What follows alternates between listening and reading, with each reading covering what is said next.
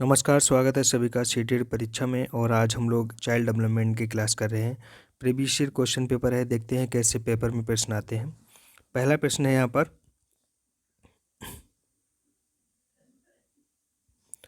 शिक्षार्थियों के ज्ञान अर्जन में सहायता करने के क्रम में अध्यापकों को किस पर ध्यान केंद्रित करना चाहिए।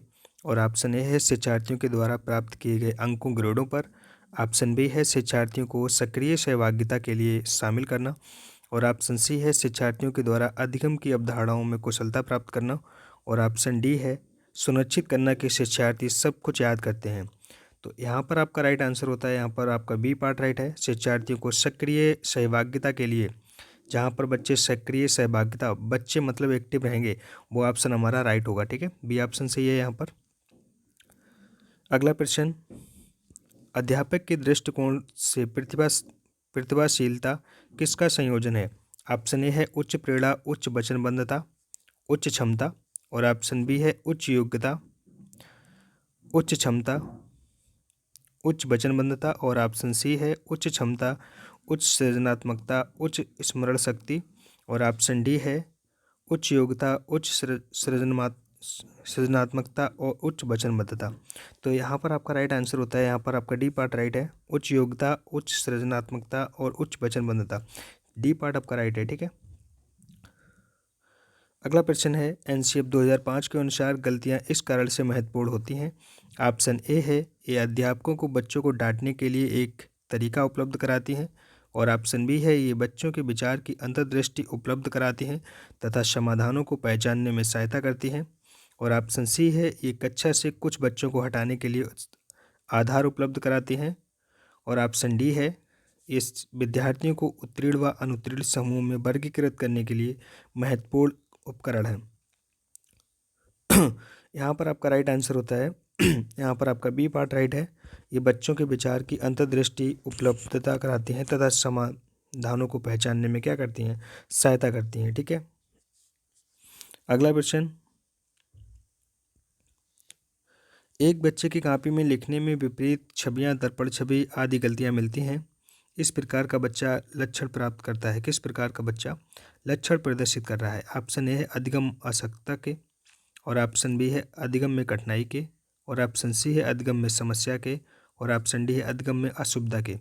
तो यहाँ पर आपका राइट आंसर होता है, कोई बच्चा लिखने की गलतियाँ कर रहा है तो अधिगम क्या है, असक्ता है, उसका मतलब उससे लिखने में क्या है, प्रॉब्लम है। ठीक है, असक्ता एक प्रकार का एक लक्षण होता है। ठीक है, अगला प्रश्न, निम्नलिखित में से कौन से बच्चे के संवेगात्मक विकास के लिए सर्वाधिक उपयुक्त है। ऑप्शन ए है अध्यापकों की कोई भी सहभागिता नहीं क्योंकि यह माता पिता का काम है। और ऑप्शन बी है कक्षा कक्ष का नियंत्रित परिवेश। और ऑप्शन सी है कक्षा कक्ष का अधिकारवादी परिवेश। और ऑप्शन डी है कक्षा कक्ष का प्रजातांत्रिक परिवेश। तो यहाँ पर आपका राइट आंसर होता है, यहाँ पर डी पार्ट राइट है, कक्षा कक्ष का प्रजातांत्रिक परिवेश। और ये साफ बात एनसीएफ में भी लिखी है, एनसीएफ 2005 में कहा गया था। ठीक है, कि कक्षा का प्रजातांत्रिक परिवेश होना चाहिए। अगला प्रश्न, बच्चों के अधिगम को सुगम बनाने के लिए अध्यापकों को एक अच्छे कक्षाई परिवेश का सृजन करने की आवश्यकता होती है। इस प्रकार के अधिगम परिवेश का सृजन करने के लिए नीचे दिए गए कथनों में कौन सा सही नहीं है। तो आपसे यहाँ पर नहीं वाला पूछा गया है। ठीक है, ये याद रखना है आपको।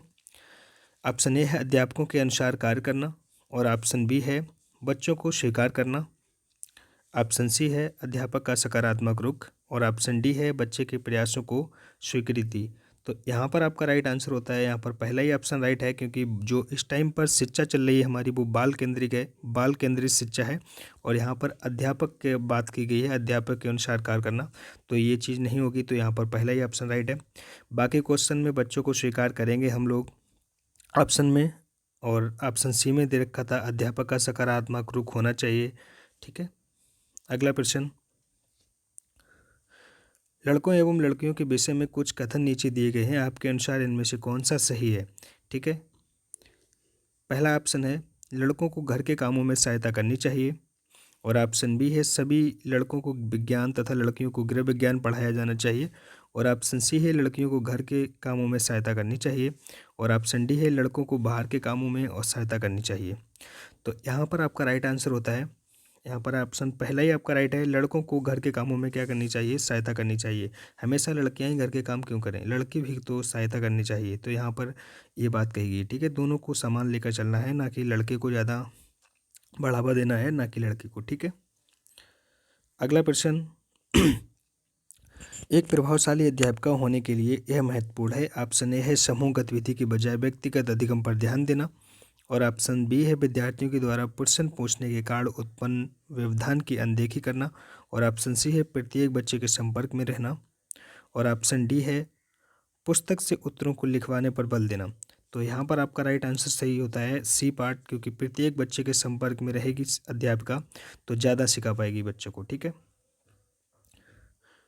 अगला प्रश्न, निम्नलिखित में से कौन सा एक उपयुक्त रचनात्मक आकलन कार्य नहीं है। ऑप्शन ए है परियोजना, और ऑप्शन बी है अवलोकन, और ऑप्शन सी है विद्यार्थियों का योग्यता क्रम निर्धारित करना, और ऑप्शन डी है खुले अंत वाले प्रश्न। तो यहाँ पर आपका राइट आंसर होता है नहीं वाला, आपसे पूछा गया था तो यहाँ पर विद्यार्थियों का योग्यता क्रम निर्धारित करना ये चीज़ नहीं होगी, ठीक है, रचनात्मक आकलन में। बाकी तीनों पॉजिटिव है वर्ड, ठीक है। अगला प्रश्न, विकृत लिखावट में संबंधित लिखने की योग्यता में कमी किसका एक लक्षण है। लिखने की बात की गई है, ठीक है, लिखावट, तो लिखावट से क्या हो जाएगा यहाँ पर राइट आंसर होता है डिस्ग्राफिया, ठीक है। कैलकुलिया होता है गणित से संबंधित, ठीक है। और अगले क्वेश्चन की तरफ चलते हैं। पियाजे के सिद्धांत के अनुसार निम्न में से कौन सा व्यक्ति के संज्ञानात्मक विकास को प्रभावित नहीं करेगा। यहाँ पर नहीं वाला आपसे पूछा गया है, ठीक है।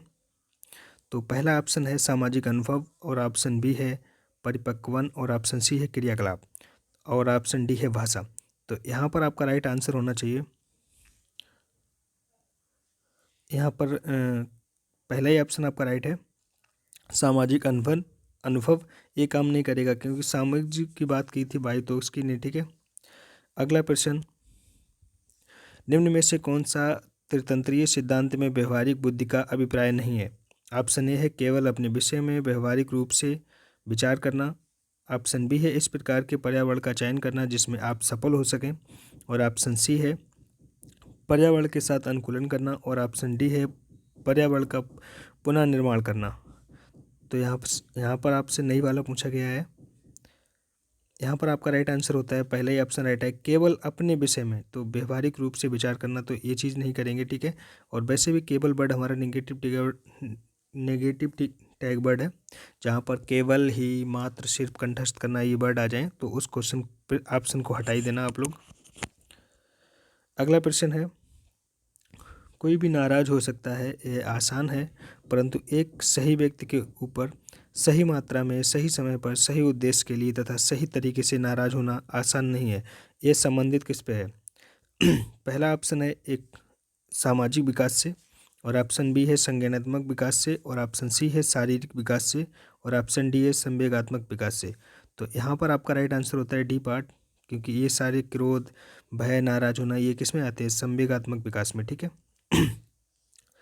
अगला प्रश्न, अधिगम्य आकलन किस लिए आवश्यक होता है। ऑप्शन ए है जांच परीक्षण के लिए, ऑप्शन बी है प्रेरणा के लिए, और ऑप्शन सी है पृथक्करण और श्रेणीक्रम के उद्देश्यों को प्रोत्साहित देने के लिए, और ऑप्शन डी है ग्रेड एवं अंकों के लिए।